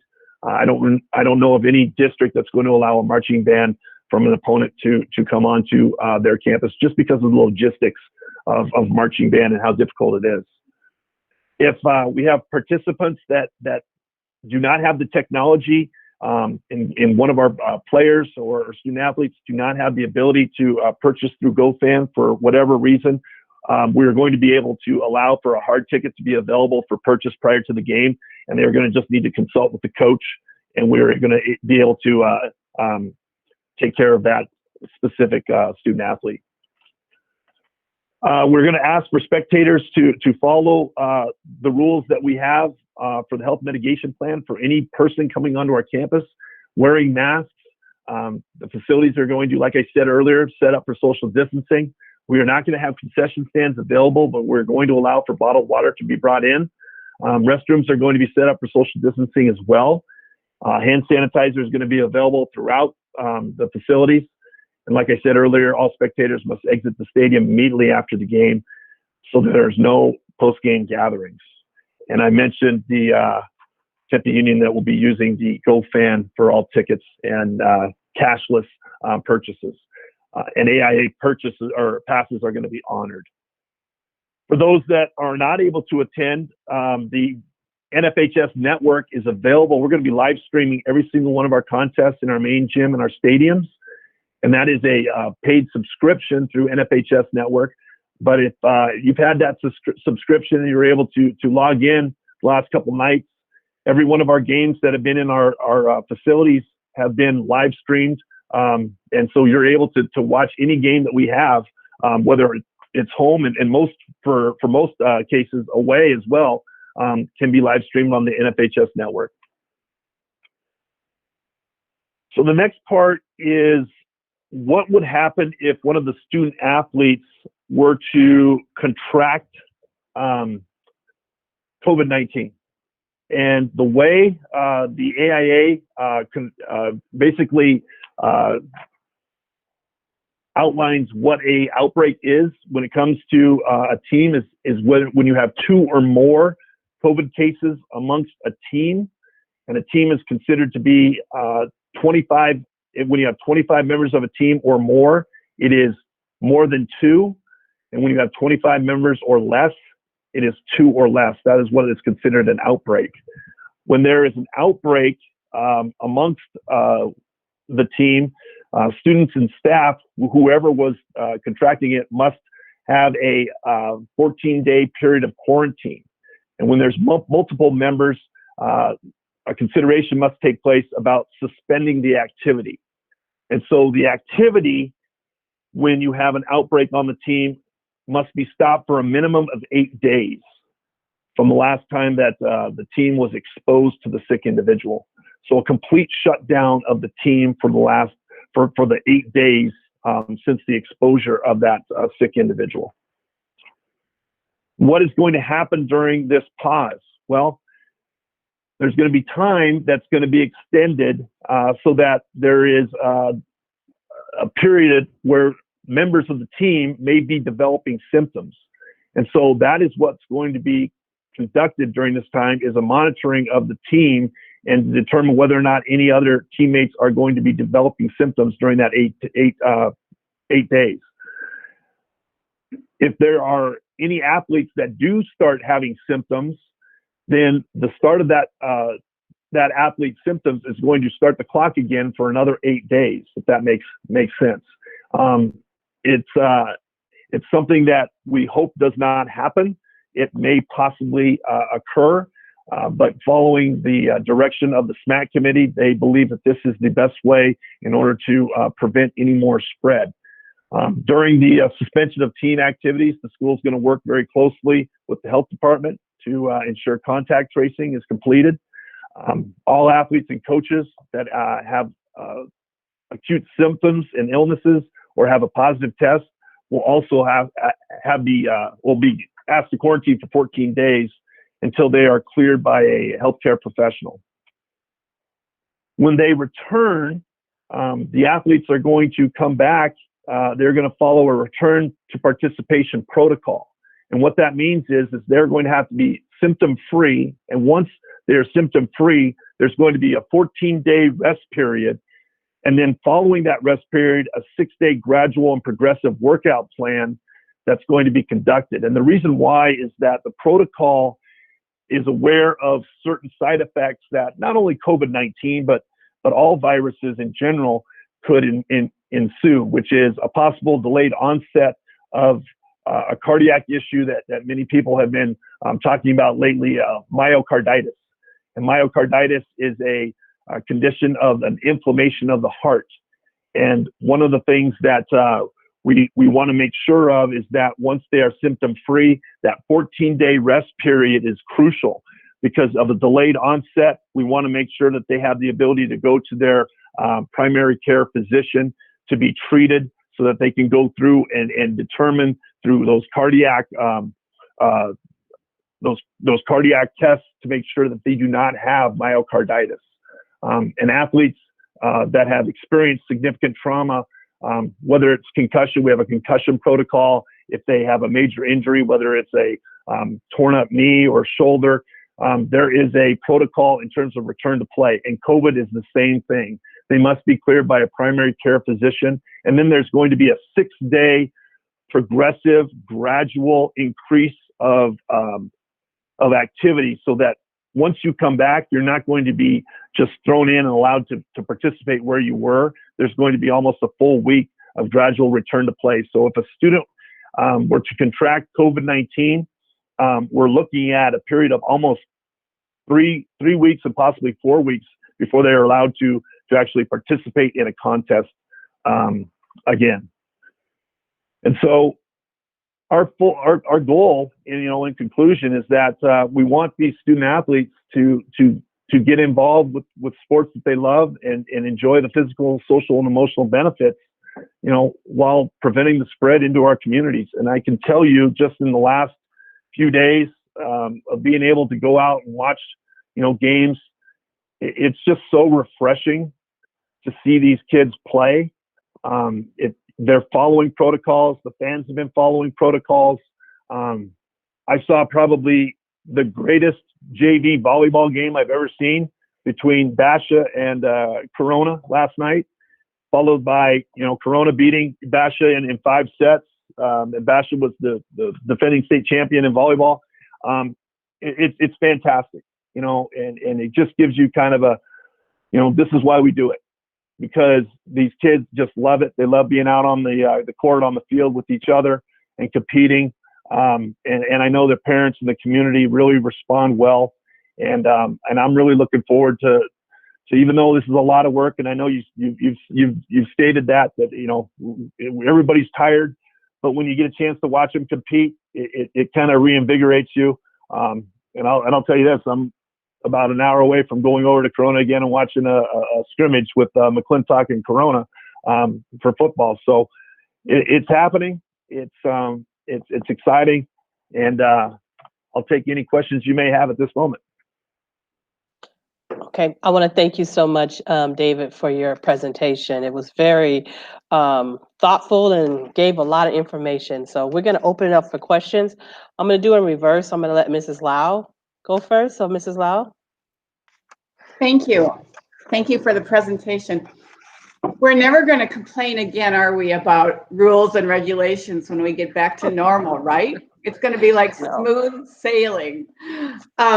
I'm just interested in something. The AIA and the advisory committee, they're looking at an average for the county. They're not looking at individual school districts, correct? So let's say we're playing Hamilton, right? And Hamilton, for some reason, happens to be in an area where they went into red or something. That, as long as the whole county is okay, we're not concerned about that. Is that correct? According to competition, they would allow the game to continue. Yes, you're correct. Okay. Yeah, that's my only question right now. So and that's a great question. And I know, a lot of people are saying, and we mentioned it, we look at the numbers and we look at certain zip codes, and obviously the zip code just, to our northern boundary with ASU right there, it's a concern. And we're all very concerned about it. And, a lot of questions have been asked about, is this something that we should be even, competing with other schools when we have this situation going on? I understand that. But like, I said earlier, one of the things that we do is we are constantly looking at where our specific kids are. We have over 1,000 kids coming to our campuses every single day. And those kids are going through temperature checks, health attestation. We're sending in those QR codes to our team doctors and the meetings that I have. Currently we do not have a positive case with our schools and with our athletes. And that is the number that I'm most concerned about.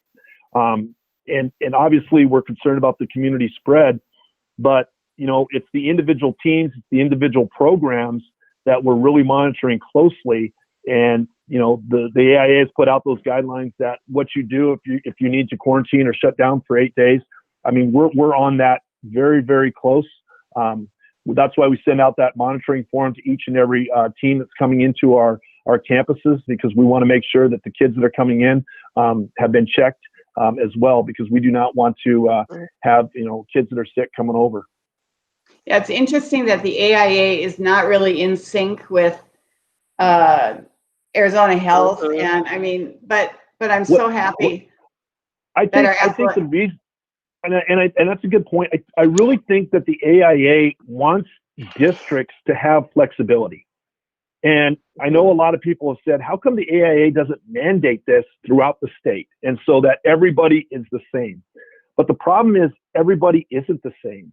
And if we are going to look at, a mandate that is going to be across the board, when let's say 95% of the programs could play and 5% can't. I know Phoenix Union and Tolleson right now, they're looking at how they're going to return to play, and they've started their practices, but they're not going to be competing against the teams that they normally will, because they're going to be moving their competition back into the end of October, beginning of November. And they might only play 4 or 5 games. But for them, if they can get those games in, that's going to be a win for them. And they're not concerned about playoffs, and they're not concerned about winning region championships. They're concerned about having their kids have the ability to play the sport that they love. And they're not in a position that some of the schools that may be out in the east or maybe up north are. And so I think the AIA wanted the flexibility for those districts and those conferences and those regions to be able to play if they can. I'm very glad, because we all need physical activity to ward off depression and stress. So I think it's great that our kids are getting back. Thank you, David. Thank you so You're much. We're going to go to the next question. We're going to go to Board Member Braza. First off, Mr. Huffine, thank you so much for that wonderful presentation. I felt it was very thorough and answered a lot of questions I had in terms of how parents can participate and what the process is on the if-then, all those different issues that come along. It was very thorough, and I know that it's going to continue to be something built upon, so thank you. Please thank everyone involved. I think the board and the district and the students and everyone's involved. Everyone is appreciative of it. I also have a lot of faith in our student athletes in being able to continue to meet what is being asked of the district in terms of the guidelines, hygiene, and what's being asked of them of the county, the state, and it's a really tough time for them. And but I know that what's instilled in our student athletes is always the aspect of leadership and always trying to do your best and never asking or never stopping short of that. So this is just an aspect that really shines on them for the moment. It's really prevalent and they're living up to it. So it's really great to see that in a pandemic that we're moving forward and we're able to in some aspect, and that there's not really issues with that. One of the things before I get into my question, I do want to just ask you, if I can, I'll reach out to you, but I would love to attend some of these events with you, and maybe you can kind of show me some stuff that, the district's been working on, some of the students. I'd love to see what's going on and how well it's working out. It sounds really great. I do know that, I guess going into specifically for you, a question for you, we don't have the ability for parents to watch certain events. They're closed because of obvious reasons with the ability to be able to manage the environment. Is there any, I've advocated in the past that maybe, we could talk to Warren Cole, who's in, who's doing all our filming right now, and maybe looking at our film students and some of our tech students to be able to get some cameras in.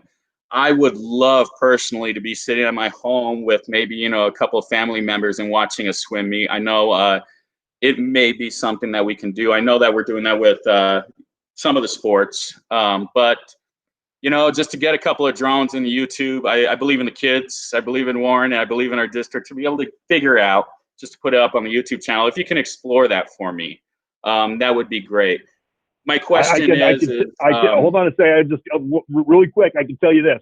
One, let's make this my question, and that way when I come back around. Drones are illegal in the AIA, so we can't be flying drones over competitions. But I will say that Marcos Denizo just live streamed their swim meet just the other day on YouTube.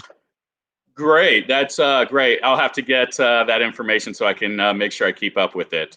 I kind of used up a lot of time. I'm gonna go on, but really my concern was more or less addressing if we can get the parents to be able to be at our events at the very least.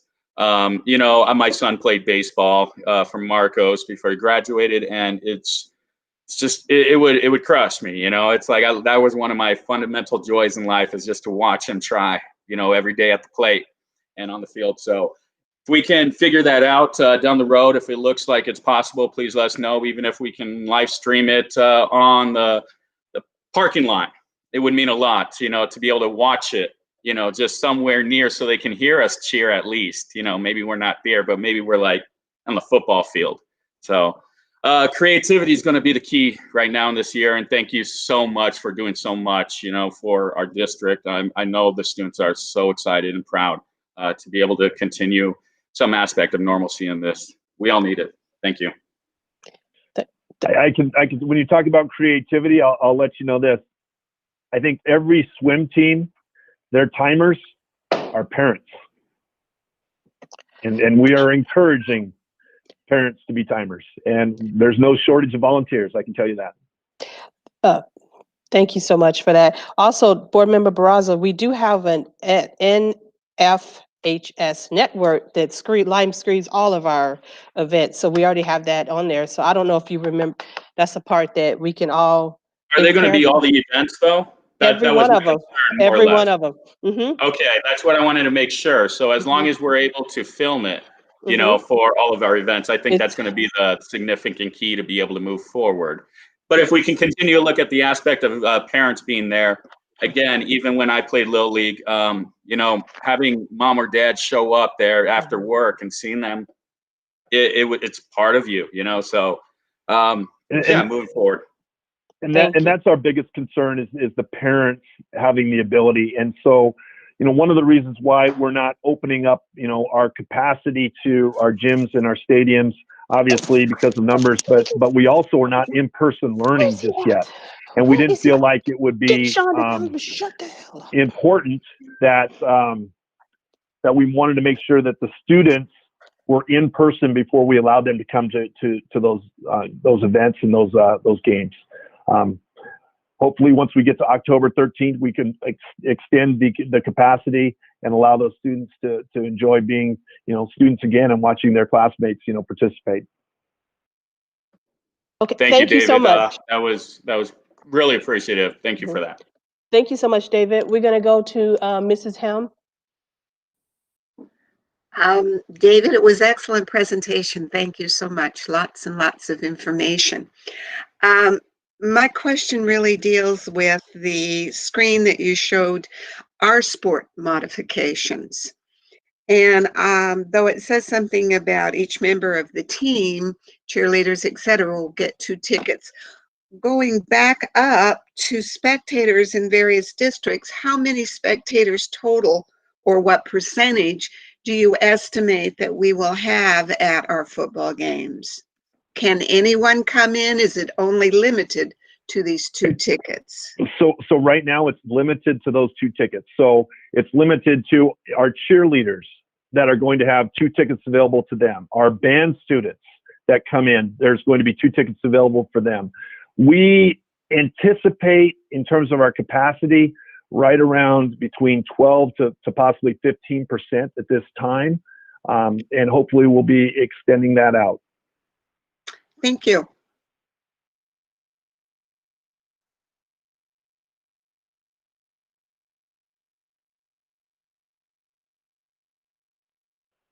Sorry about that. Oh, no, I'm sorry about that. I was that's okay. I'm having a little bit of problems with my computer. I apologize when I keep clicking out, so I apologize for that. I'm going to ask my question. My question is very easy. It's kind of a yes or no. Can students, the other students, like the junior varsity freshmen, they used to watch the sports. Can they still do that? Can they come to the game? Yes, like varsity, when varsity plays, it would be freshmen and JV usually watch. Is that possible still? Right now, no, because of the nature of how many people we're allowing into the game. That's what I thought. Thank you. So we'll go to the next question, which is Mrs. Lau. I'm good. I don't have any questions. Yeah, thank you. Now, Board Member Barraza. Yes, thank you. I think actually this question is probably for Mr. McDonald and our superintendent, Dr. Mendeville.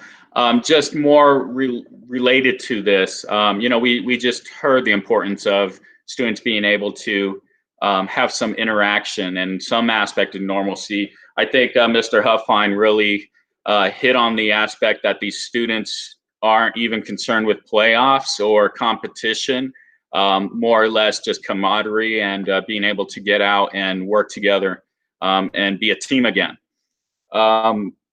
I think we're all losing it in that respect, in some respect, because we all had to modify our lives. And I think that would really, I think what you're doing is really like focusing on that aspect. And so it's great that they're doing that. Why I want Mr. McDonald and Dr. Mendeville to be maybe possibly asking this question or answering this question, how can we take what is significant in the aspect of teamwork and shift it so we can work towards our clubs and maybe other activities? And if not that, the reason why it's related to sports is because I've advocated in the past that, as a teen parent, I didn't have an opportunity to go play baseball, even though I love baseball and I played it my entire youth. It was just one of those things that it was difficult and didn't have my time, but I advocated for maybe intramurals, being able to say, I'd still like to hit a ball and maybe do it with some students that don't normally play sports. It's a way that we learn from each other, and we learn about different backgrounds because we're not all that baseball player athlete. So I guess Dr. Mendeville and Mr. McDonald, in a future presentation, or how are we looking at we can be able to look at all our programs in this aspect? I know it's specific to AIA, but intramurals, does that fall under this at least category? Mr. Barraza, that's a good question. And actually, we are already looking at several of our clubs and meeting, and like our auto club is actually currently meeting, and robotics is going to start working together. And again, it all goes back into the mitigating behaviors, how we're keeping as socially distanced as we can. If we can't, wearing the mask, making sure we're keeping our health hygiene and keeping clean. So we're actually looking at with our clubs and different programs. And I know Dave's already working with the fine arts on that as well. So just because this was just athletic update, activities are doing the same. I appreciate that. I know that we're walking a fine line on that question. It's more or less, I think that in terms of just more extracurriculars, under that umbrella, more or less, is what I'm looking at. And Mr. Huffine, if you can look into AIA and what kind of flexibility we have in the future for not just our athletes, but any student, like someone like me that wants to not only hit a baseball or play kickball or play I don't know about the contact stuff. Maybe we can look for distance stuff initially.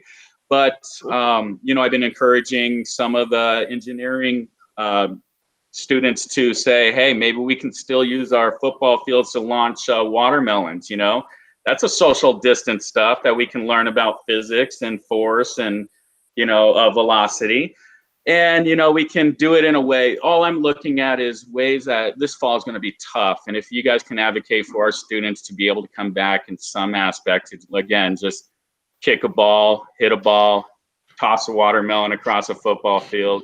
I think that's what's going to make 2020 memorable. I appreciate all the hard work. That's all I have. I want to add to that, and I think that we'll go to the next question after that. I think there's an assumption that our club sponsors and folks aren't doing that. And so they're extraordinarily creative and dedicated to their students. They have been working in a virtual kind of way to connect with their club participants. And when we get back on campus, they will continue. I know that because that's why they're club sponsors, is to find ways to reach kids in this new temporary format. I want to keep continuing to remind folks this is not permanent. But because I've talked to a couple of folks and they already have ways in which they're going to be engaging kids when they get back. So right on with that one, Board Member Barraza. Thank you. I appreciate that. And we'll talk further. I'd love to hear how the staff feels about that, being able to come back for some aspect of that, and how the students feel about that. We got to all move together. That's just the nature of it. So thank you for always thinking about that stuff. Thank you. Mr. Barraza, I just want to mention this real quick. Dr. Mendeville, he gave the okay for clubs and activities for more kids to start coming on campuses. They had to clear it with their site administration as well. And I just wanted to, share a quick story. When I was walking into Desert Vista on Wednesday night to go to a volleyball game, out in the middle of campus was about 25 of the percussion band members that were out all social distancing, and they were working pretty hard, because I got to the game at about 6:10, and when I left at about 8:30, they were still out there, and they're working. So it's not just athletics. We've got a lot of other groups that are coming on campus, and one thing that you mentioned was that these are going to be the leaders and so forth. The kids that Apologize. We're having some kind of system difficulties with our phone, so I apologize, Dave. We're going to have to go to the next question until he can get back on. I apologize. Thank you, David. I appreciate that. Okay, Michelle? Thank you. David, I agree with Mrs. Lau when she said that exercise is vitally important for our physical and mental I just lost health. Colette. Me too. Huh? Yeah.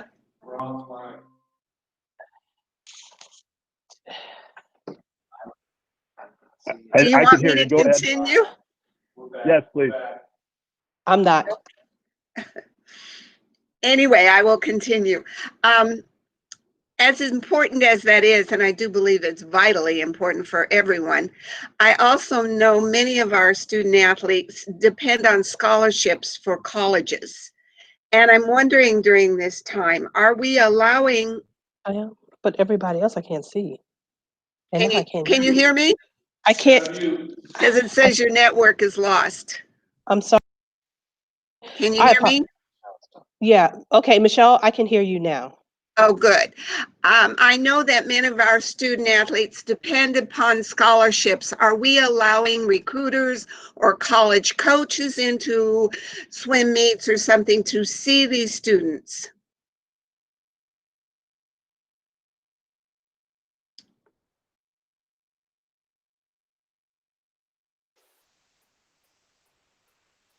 Dave, can you unmute yourself? Okay, I apologize. We have lost connection. So we're gonna have to, I apologize. We're gonna have